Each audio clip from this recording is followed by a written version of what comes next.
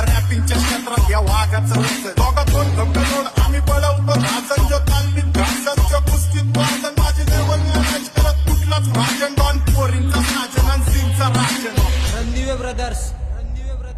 माहिती आहे ना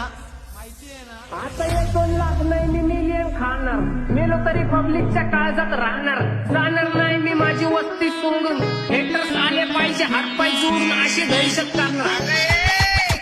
आधीच तुला कशाला माया तू खातेच एवढा भाव